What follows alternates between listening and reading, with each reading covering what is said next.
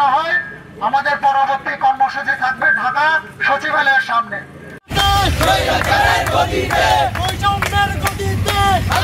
আমি formalities maintain করে কোনো কথা বলতে চাই না, আমি সরাসরি বলতে চাই নতুন যেই নবগঠিত কমিটি দেওয়া হয়েছে জেলা পরিষদে, আমার ভাইয়েরা বিভিন্ন ধরনের প্রমাণ দিয়েছে। তারা বলেছে কাদের কাদের বিরুদ্ধে আমাদের সমস্যা। প্রথমে একটা কথা ক্লিয়ার করে বলতে চাই, চেয়ারম্যান স্যারের বিরুদ্ধে আমাদের কোনো ধরনের কোনো সমস্যা নেই, কোনো অবজেকশন নেই। চেয়ারম্যান স্যার যোগ্য মানুষ, তিনি যোগ্য জায়গায় বসেছেন। তবে চেয়ারম্যান স্যারকে দিয়ে যদি বাকি আওয়ামী লীগের দোসরদেরকে বসিয়ে আমাদেরকে বুঝ দেওয়া হয়, ছাত্র জনতা কিন্তু বসে থাকবে না।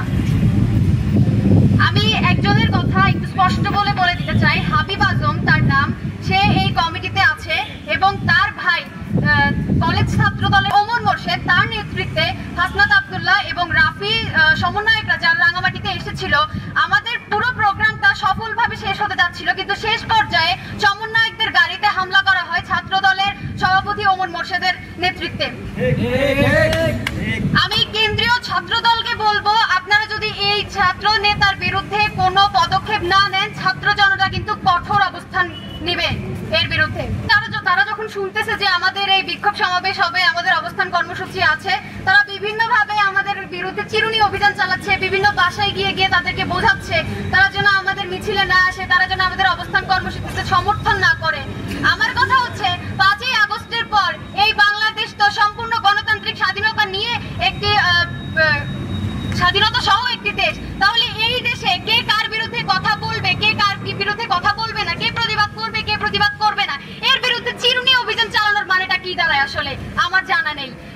আমার একটাই দাবি বা ছাত্র জনতার একটাই দাবি, বৈষম্য বিরোধী ছাত্র আন্দোলনের ব্যানারের নাম যারা নষ্ট করতে চায় তাদের বিরুদ্ধে যদি প্রশাসন এবং সেই দলের মানুষগুলো যদি কোনো পদক্ষেপ না নেয়, তবে ছাত্র জনতা কিন্তু তাদের বিরুদ্ধে কঠোর পদক্ষেপ গ্রহণ করবে। এবং আমাদের আরেকটা দাবি, এই জেলা পরিষদের যে নবগঠিত কমিটিটা, এই কমিটিটা অতি সত্বর যে মানুষগুলোর বিরুদ্ধে আমরা প্রমাণ দেখিয়েছি, এই মানুষগুলোর বিরুদ্ধে এই মানুষগুলোকে এই কমিটি থেকে সরাতে হবে এবং নবগঠিত একটি কমিটি সংস্কার করতে হবে। রাঙ্গামাটি জসকোডের পিপি, অতিরিক্ত পিপি ও সহকারী পিপিকে অপসারণ করে নতুন যোগ্যতা সম্পন্ন আইনজীবীকে উক্ত পদে নিয়োগ দিতে হবে। পিপি যিনি, উনি হচ্ছে প্রতিম রায় পাম্প, পাবলিক প্রসিকিউটর, গফুর বাদশা অতিরিক্ত পাবলিক প্রসিকিউটর ও রাইসুল কবির সহকারী পাবলিক প্রসিকিউটর। 2 নম্বর দাবি, সকল বাঙালি, পাহাড়ি ও সকল সম্প্রদায়ের মানুষের সমতা বজায় রেখে জনসংখ্যা অনুপাতে জেলা পরিষদের কমিটি সংস্কার করতে হবে। 3 নম্বর দাবি, সকল উপজেলা থেকে অবশ্যই জেলা পরিষদের সদস্য রাখতে হবে। আমাদের 4 নম্বর দাবি, আওয়ামী লীগের ফ্যাসিস্টদের পক্ষে বা সমর্থনে যারা 16 বছর আওয়ামী লীগের ছত্রছায়া থেকে সুবিধা ভোগ করে গেছে, অবিলম্বে তাদের জেলা পরিষদের সদস্য পদ থেকে অপসারণ করে রাঙ্গামাটি পার্বত্য জেলা পরিষদের অন্তর্বর্তীকালীন পরিষদের নবগঠিত কমিটি সংস্কার করতে হবে। আমাদের 5 নম্বর দাবি, রাঙ্গামাটি পার্বত্য জেলা পরিষদের নবগঠিত কমিটিতে যাদের ছাত্র প্রতিনিধি হিসেবে রাখা হয়েছে তাদের সাথে বৈষম্য বিরোধী ছাত্র আন্দোলনের কোনো সম্পর্ক নেই, রাঙ্গামাটি পার্বত্য জেলায় কোনো সম্পৃক্ততাও নেই। তাদের 2 জনকে অপসারণ করে বৈষম্য বিরোধী ছাত্র আন্দোলন রাঙ্গামাটি পার্বত্য জেলা থেকে 2 জন ছাত্র প্রতিনিধি দিতে হবে। 6 নম্বর দাবি, নবগঠিত জেলা পরিষদ কমিটির সদস্য জনাব মতিম রঞ্জন কিষাণ নামে হত্যা মামলা রয়েছে এবং সে পলাতক আসামি, অবিলম্বে তার সদস্য পদ থেকে তাকে অপসারণ করতে হবে। আমাদের পরবর্তী পদক্ষেপ হবে, রবিবারের মধ্যে যদি জেলা পরিষদ সংস্কার না হয়, যে সমস্ত সদস্যদের বিরুদ্ধে আমাদের অভিযোগ রয়েছে, যার কোনো উত্তর তাদেরও নয়, কোনো প্রশাসনেরও নয়। কারণ প্রশাসন সবাই মিলে কিভাবে একজন খুনি যে চার্জশিটভুক্ত আসামি তাকে এখানে সদস্য হিসেবে রাখা হয়, এটা আমাদের মাথা ধরে না। আমরা যেটা, মানুষ তো খারাপ ভাষায় বলে, আমরা খারাপ ভাষায় বলতে চাই না। আমাদের উপর এত নির্যাতন, এত নিপীড়ন হয়েছে, তবুও আমরা কখনোই কোনো মানুষের বিরুদ্ধে একটা খারাপ শব্দ ব্যবহার করিনি। আমরা চাই আমরা কারো বিরুদ্ধে কোনো খারাপ শব্দ, খারাপ পদক্ষেপ যেন আমাদের নিতে না হয়। আপনারা সুশৃঙ্খলভাবে আমাদের এই দাবিটা মেনে নেবেন। আমরা ইনশাআল্লাহ পরবর্তীতে রবিবারের মধ্যে যদি জেলা পরিষদ সংস্কার না হয়, আমাদের পরবর্তী কর্মসূচি থাকবে ঢাকা সচিবালয়ের সামনে। আমরা 3 পার্বত্য জেলার যত ছাত্র সমাজ আছে, বৈষম্য ছাত্র এবং এই আন্দোলনের সাথে যত জনতা শ্রেণী পেশার মানুষ, যত দলের মানুষ আছে, সকলকে নিয়ে আমরা পরবর্তীতে রবিবারের মধ্যে যদি জেলা পরিষদ সংস্কার না হয়, আমরা সচিবালয়ের সামনে আমাদের কর্মসূচি পালন করবো ইনশাআল্লাহ। সবাইকে ধন্যবাদ, ভালো থাকবেন, আসসালামু আলাইকুম। রাঙামাটি সদরে প্রতি 12,000-এ একজন করে প্রতিনিধি রয়েছে, অথচ বরতলে 49,000 মানুষে একজন প্রতিনিধি পায় নাই।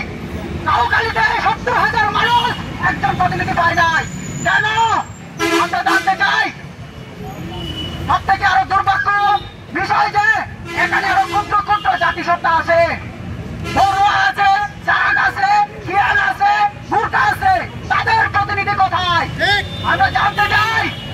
আমরা এটার দ্রুত, সুষ্ঠু এবং সুন্দর সমাধান চাই। এই জেলা পরিষদের যে গঠন, এই জেলা পরিষদটা নতুন ভাবে পুনর্গঠন করে প্রত্যেকটা উপজেলা থেকে প্রতিনিধি নিয়ে অথবা জনসংখ্যার সংখ্যা অনুপাতে প্রতিনিধি নিয়োগ করা হোক। যদি 1,06,000 মানুষ যদি 9 জন প্রতিনিধি পায়, তাহলে বরতল, জুরাসুরি, রাজস্থলী, কাউখালী তারাও 2-3টা করে প্রতিনিধি পাবে।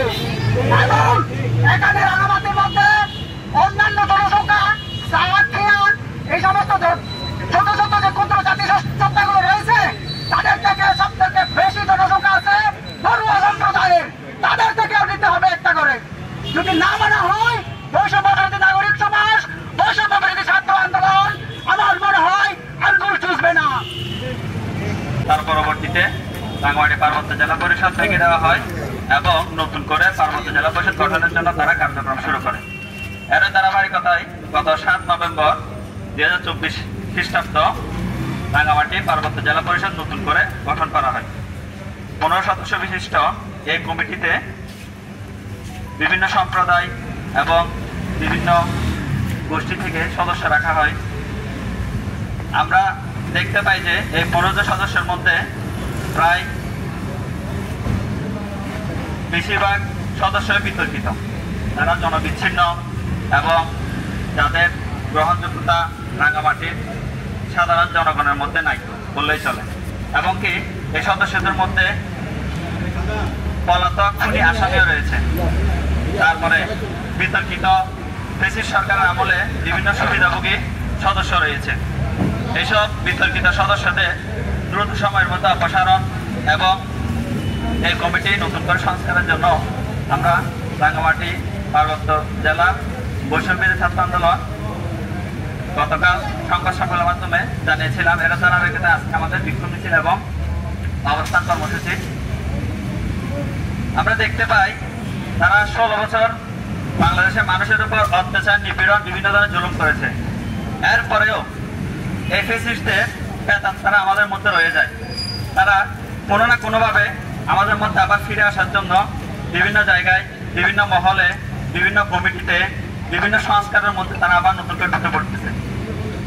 এই ছাত্র সমাজ এইসব প্রেতাত্মাদের দমন করার জন্য সবসময় সোচ্চার ছিল এবং এখনো আছে, ভবিষ্যতেও থাকবে।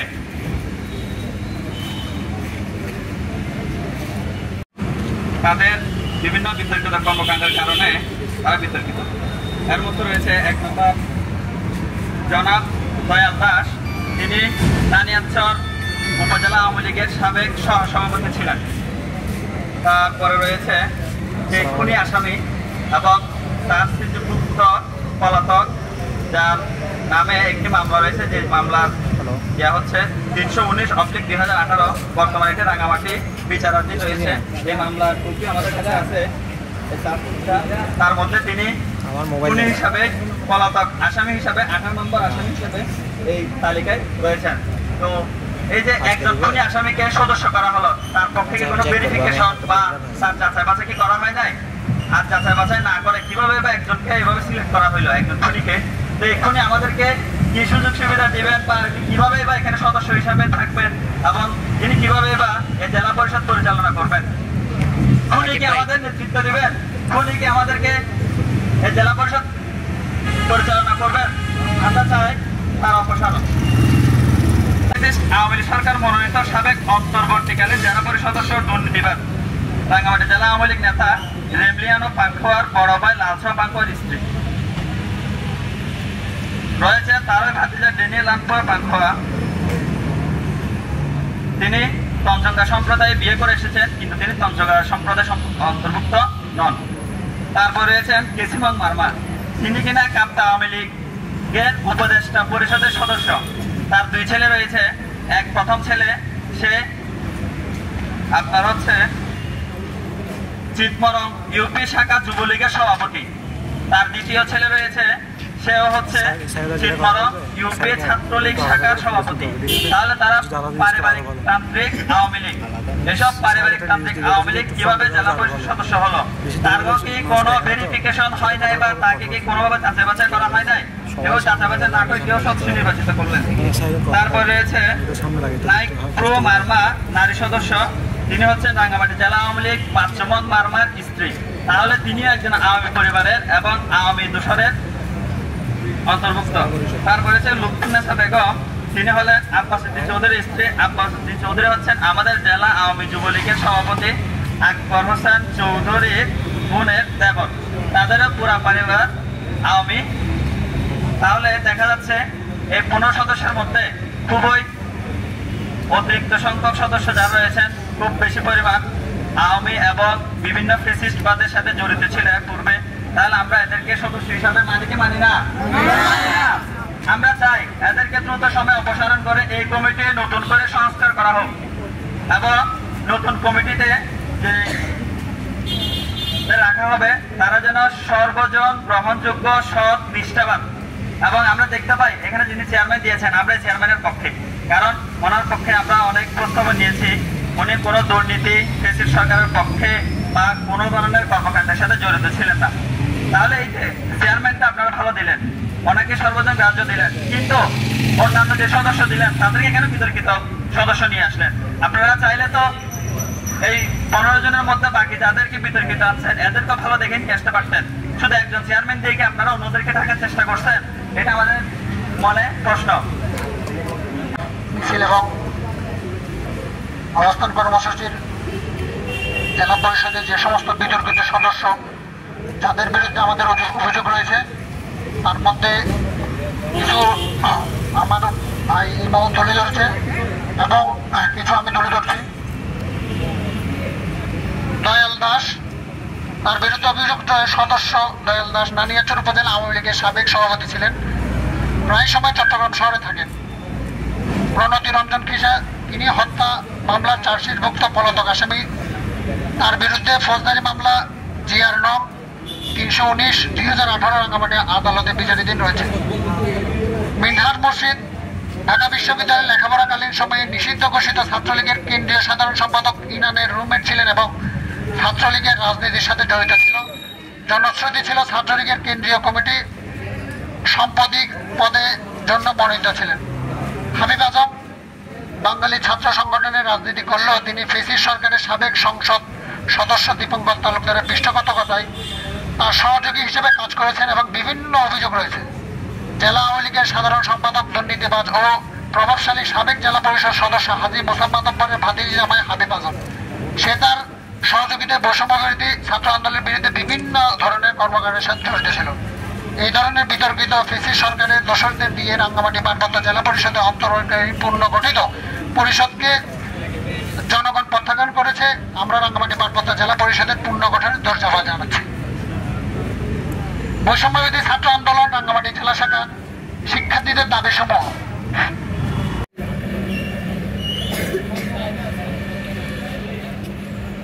ছাত্র জনতাকে দমানো যায়নি এবং ভবিষ্যত দমানো যাবে না ইনশাআল্লাহ। প্রিয় নেতৃবৃন্দ, 5ই দেশ স্বাধীন হওয়ার পরে এই স্বৈরাচারী সরকারের গুন্ডারা এখনো বিভিন্ন জায়গায় রয়ে গিয়েছে।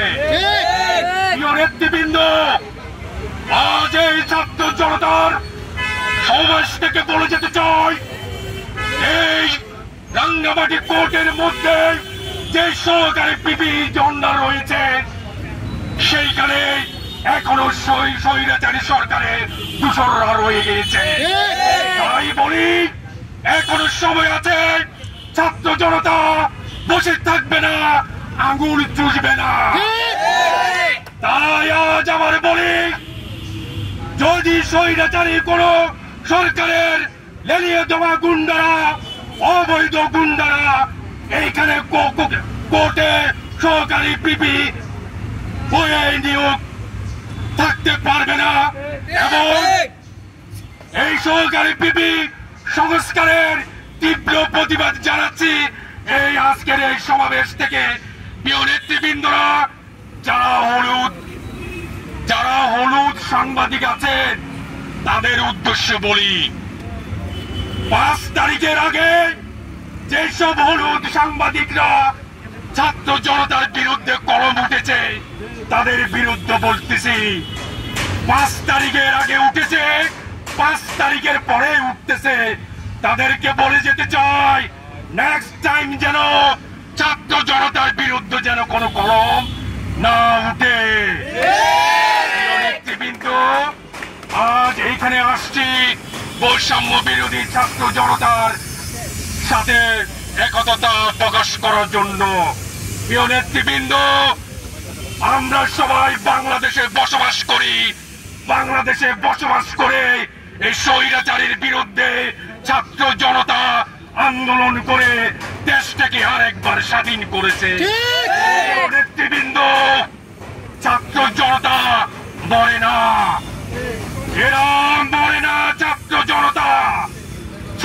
জনতা সব সময় জেগে থাকে, এবং ভবিষ্যতেও এই স্বৈরাচারী কুলাঙ্গার সরকারের যে বিভিন্ন জায়গায় রয়ে গেছে এদের বিরুদ্ধে কঠোর আন্দোলনে রাজপথে থাকবে এবং ভবিষ্যতে থাকবে।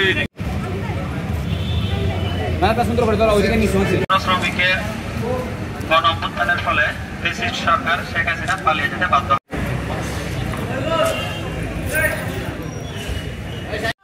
স্বৈরাচারের গতিতে